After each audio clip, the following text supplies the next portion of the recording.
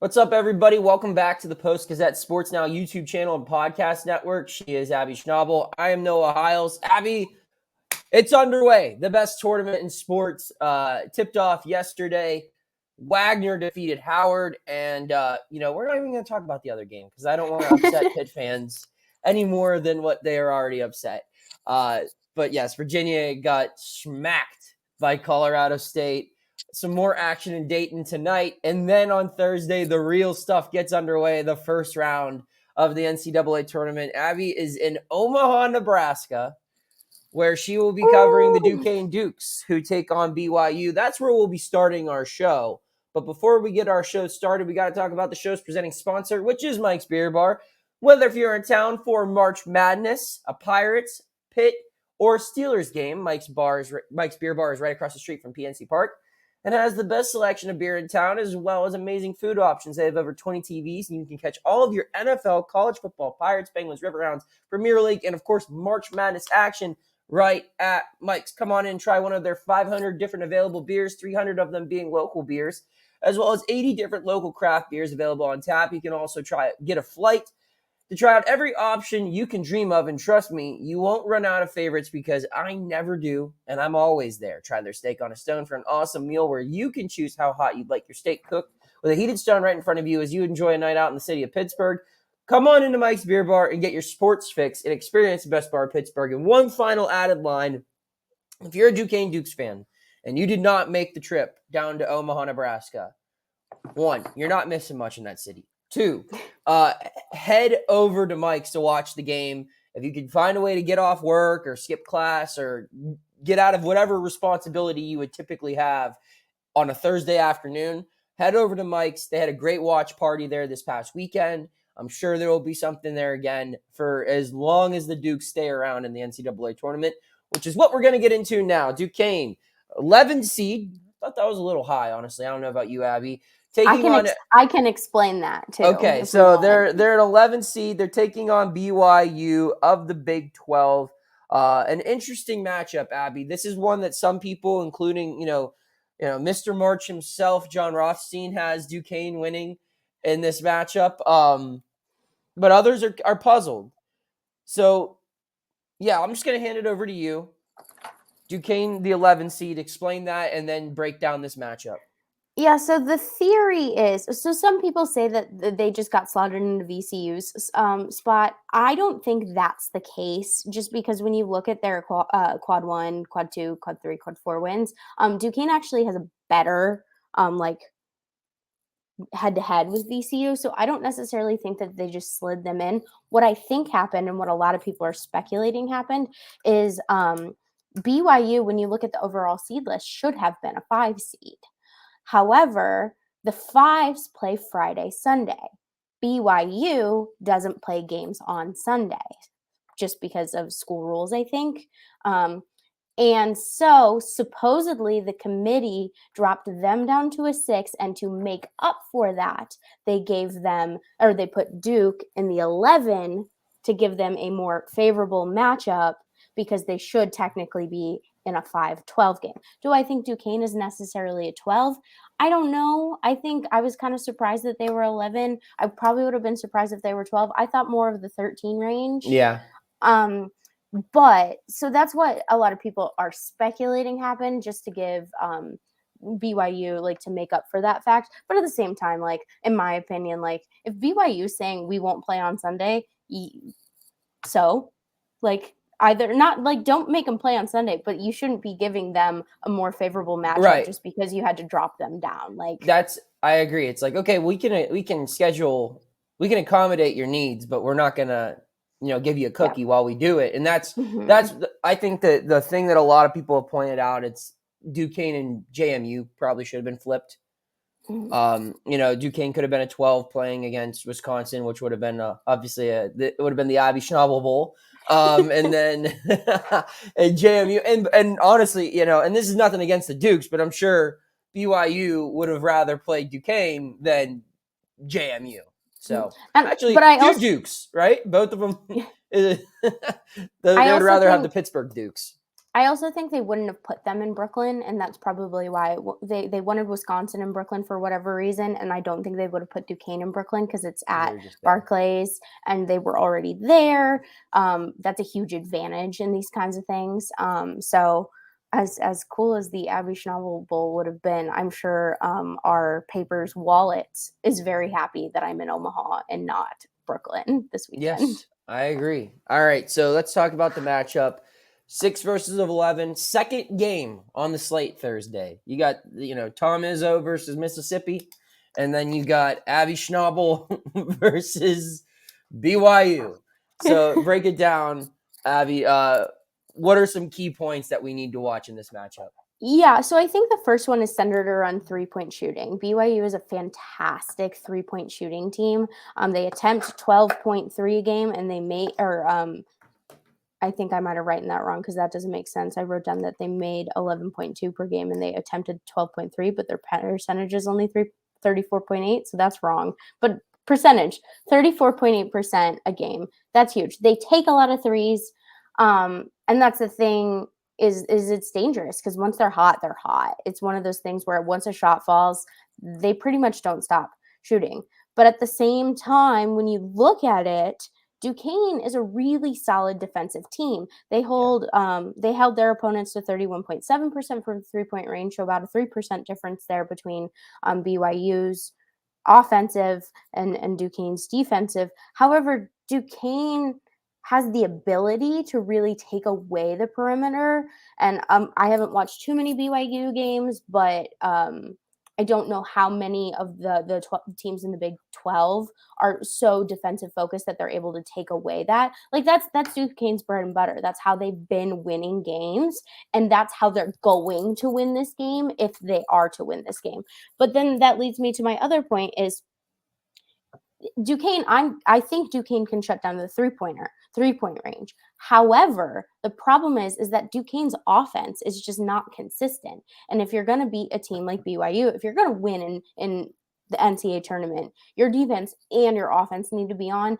And I don't think we've really seen that in their A10 tournament run, maybe against SLU, a little bit against Dayton. But even when you look at the VCU game, they didn't score for 8 minutes straight. And that's game time. That can't happen against the BYU team. But then also when you look at it, BYU, of their 7 top scorers, 4 of them average 10 or more points. 3 of them are 9.1 to 9.8. That's a lot of offensive weapons. It's not like you're shutting down 1 or 2 guys. You have to shut down all 7. And that's hard. And then you have the other aspect of when you look at Duquesne's offense, Day Grant and Jimmy Clark are the only guys over 10 points, 16.7 for Day and 15.1 for Jimmy. We've seen some guys get hot, like Jake DeMichael's been really good offensively these past couple of days. I feel like Dusan Mahorcic has been decent offensively. But other than that, like you look at Dave Dixon, he's the next one. That's at 17.1. That's an 8-point difference between him and Jimmy Clark, who's second and third. So like, that's a problem. And also just BYU's really tall. So when you look at those same 7 players that I mentioned, and so that's not even probably including some of their other like more intangibles defensive guys, their shortest person of these 7 that I have written down, Jackson Robinson, Trevin Nell, Fusini Traore, Spencer Johnson, Noah Waterman, Richie Saunders, and Dallin Hall. Your shortest is 6'4", and your tallest is 6'11". And again, that's not taking into consideration some of the other guys. When you look at Duquesne's 7, your shortest, Kareem Rosier, is 5'9". Like, there's a picture of me interviewing him out there, and we are eye to eye. And I'm 5'2". Granted, so we're not totally eye to eye, but it's pretty dang close because then you look at me interviewing some of the other taller guys, and it's like I'm out of frame. And then their tallest is Dusan Mahorcic at 6'10". So there's a huge height advantage. And Duquesne is missing Trey Williams, who has a shoulder injury sustained from Dayton. And while he's not the biggest scorer, he's a huge rebounder for them. And he's arguably their most physical post player because he simply has the most experience playing in a Keith Dambrot system. He does so many intangibles, and they were able to make up for it in the A10, and I thought they did really well. However, I don't know if they can do that, because here's the thing is the guys that have been stepping up, the biggest one was Jakob Neches, is a freshman. And as fantastic as he's been playing, I truly think his three-pointer at the end of the VCU game is what changed, got Duquesne back in it and was able to close it out. As great as he is, he's playing against guys that are older than him, have played way tougher teams than him. I mean, these are guys that have gone up against Hunter Dickinson, one of the best bigs in the nation. And I think because of that, BYU has a little bit, or has a major advantage, because they've gone up a better talent. Like, you got to think, who's the best team Duquesne's played this year? Nebraska, maybe. When you look at it, they kept it close with Nebraska, but they still didn't win. And granted, that was before they really figured out their issues. But I don't know. There's just so many things in the BYU favor, but at the same time, it's March. So who knows? Like, you can say that because I've covered another historical run, Loyola Chicago in 2018. They had the odds stacked up against them too. I think that Loyola Chicago team had a lot more talent than this than this Duquesne team, but that's where we're at. What do you think? Yeah, I just to dumb it down to one exact point where I think the Dukes will not be able to overcome. When you look at a defensive team, that's the strength of Duquesne, right? Is its defense. Is that defense going to be good enough to withstand, which I call it the panic period, which goes on in every game for every team, where they go 4+ minutes without making a shot from the field. That defense was good enough to hold strong during the panic period against VCU, against Dayton, against the Bonnies. I don't know if it's good enough to hold off BYU. I don't know if you have the luxury of a panic period. And if it is, it can't be between media breaks. Like, it's got to be like 5 possessions max. Yeah. And you're asking a lot because, yes, while Duquesne has a lot of scorers, some of those guys aren't very efficient scorers. No. Like Grant shoots the ball a lot. Clark shoots the ball a lot.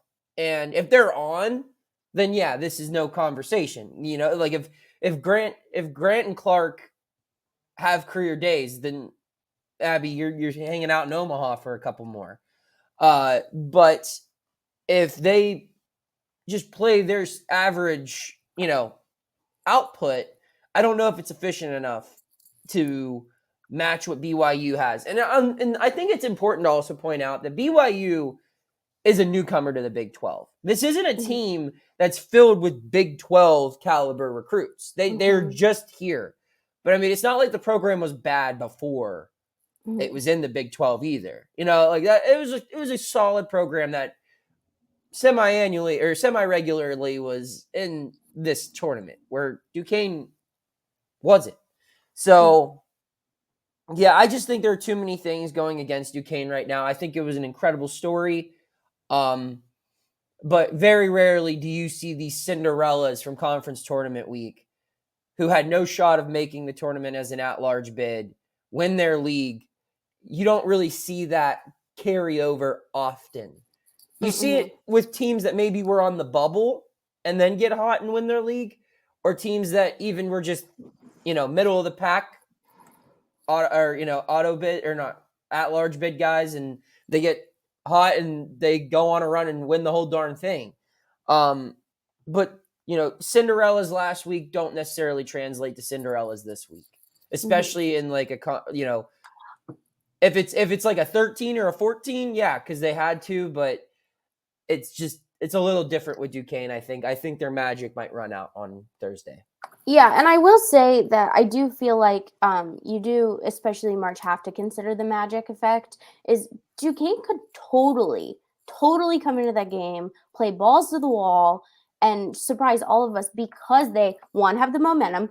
By the time we get to tomorrow's game, BYU hasn't played in a week, which maybe isn't an advantage, maybe isn't. And then it's like BYU isn't making history here. Like Right. Duquesne has so much to play for. No matter what, the next game they lose is Keith Dambrot's last game. It's Day Grant's last game. It's Jimmy Clark's last game. And sometimes those things really are the difference for an underdog team like this. And so I don't know. I think Jimmy Clark, I'm excited for the Jimmy Clark Jackson Robinson matchup because I'm sure Jimmy Clark's favorite thing to say is I want their best shooter because he wants to defend him because he's that good. But I hope the magic continues for them. I'm not optimistic, but like who knows? But let's move on to the Pittsburgh teams. Noah, you'll be out there at PPG Paint Arena. Yes, we've got 4 really enticing matchups in Pittsburgh here. Some good local storylines, which you can check out our coverage on at post-gazette.com. Abby, just real quick, looking over these 4 matchups, which one's your favorite? Creighton, Akron, Kentucky, Oakland, South Carolina, Oregon, Texas Tech, NC State. I think I'm more excited for the South Carolina, Oregon one. I just think what Lamont Paris has been able to do with that South Carolina team after such a bad season last year and get them back into the mix, into the NCAA tournament is fantastic. I think they're playing pretty well right now. But, I mean, Oregon is one of those teams that, like, it was a vid stealer, has the magic. The matchup isn't too lopsided either. You're playing Oregon won the championship. South Carolina didn't. And you know, maybe Oregon has more magic. Maybe South Carolina has more magic. I don't know. Both teams have a lot to play for. So I think it's going to be one of those games where it's nice and close, which are my favorite during March. And you have a buzzer beater at the end, maybe. But that's the one I'm personally most excited for. But I do want to point out, it's kind of what's funny is Keith Dambrot isn't there, but it's kind of a Keith Dambrot reunion show with Lamont Paris, who used to coach under Keith Dambrot, coming in for South Carolina, and then the place where Keith Dambrot made his name, Akron, coming in, and that's kind of funny. I know they're not playing each other, but I figured I'd mention it since we're talking about those teams. Yeah, no, I think there's a local storyline or interest point with almost all of these. I mean, Kentucky's head coach, I forget his name. He's from Moon Township. That Calipari, John Calipari, is obviously from Moon. Adu Thiero and Trey Mitchell, also Western Pennsylvania guys, 2 big-time guys on Kentucky. So you've got those 3 local storylines. I think that's probably going to be the biggest draw this weekend. Anytime Big Blue Nation rolls into town, you know, there's just going to be a blue wave, a sea of blue downtown, which will be fun to cover.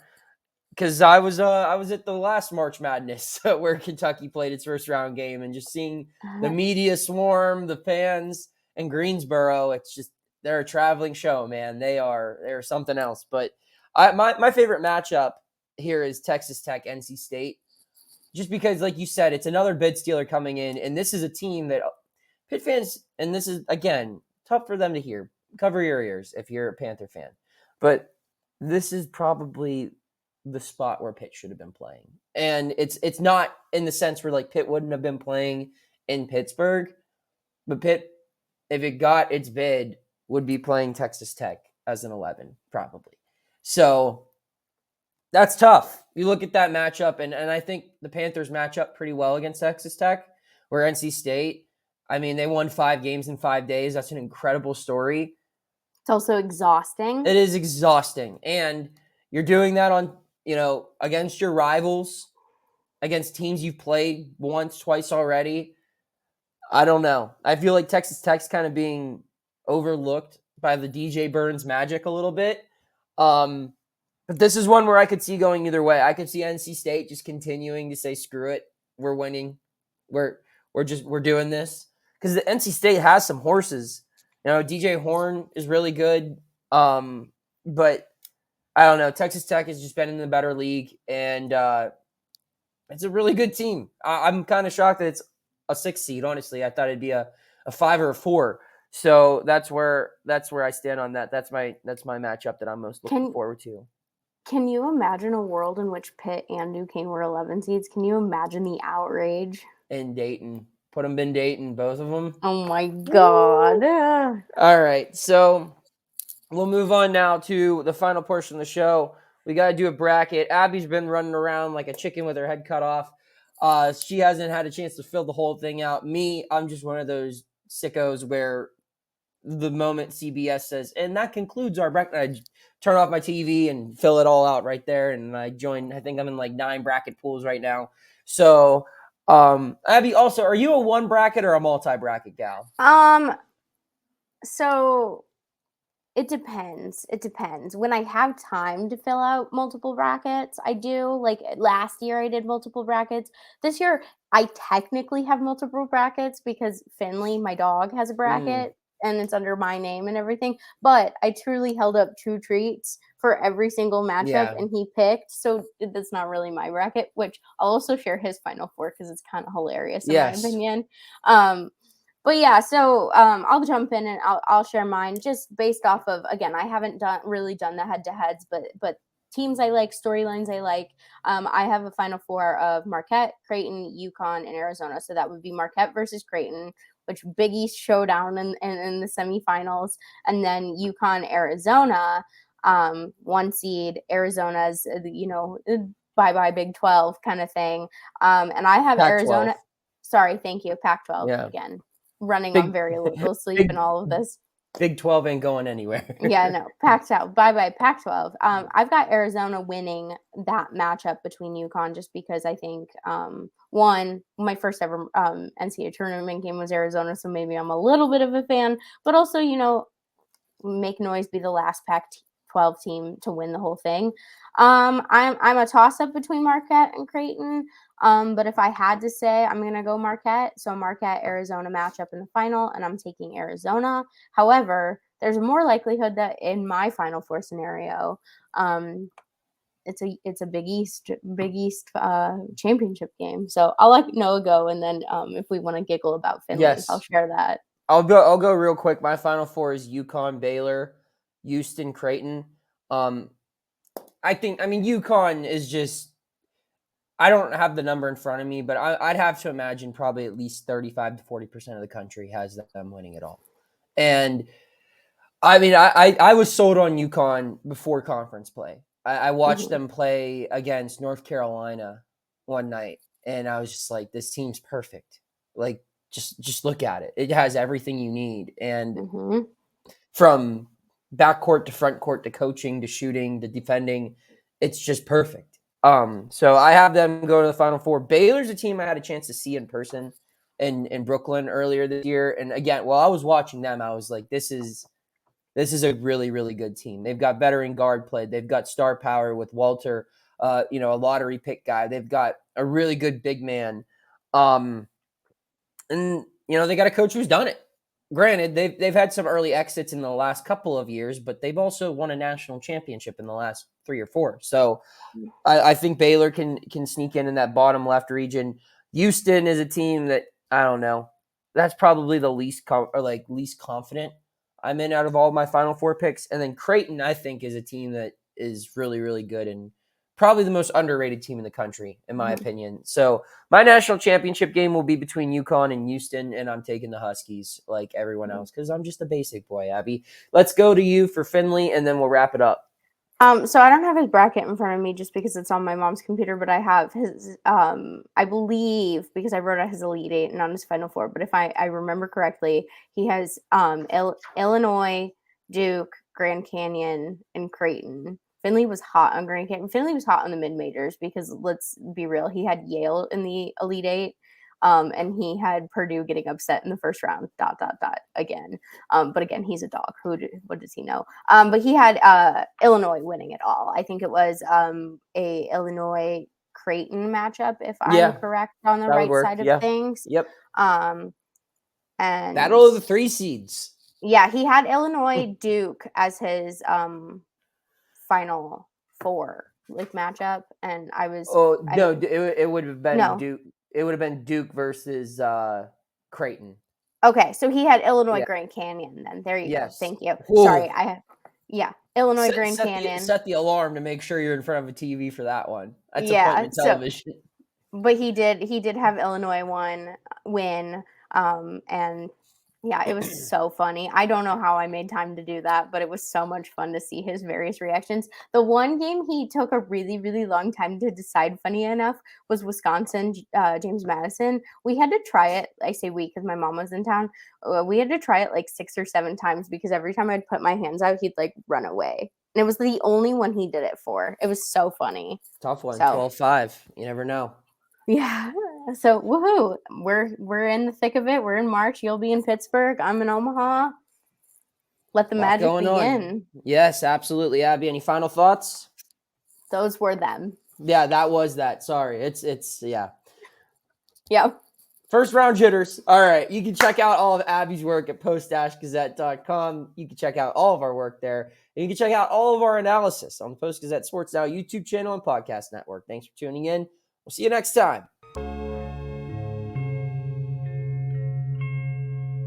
Thank you for checking out this content from Post-Gazette Sports. If you watch this video on YouTube, please like the video and subscribe to our channel. For all of the sports coverage the Post-Gazette has to offer, visit post-gazette.com.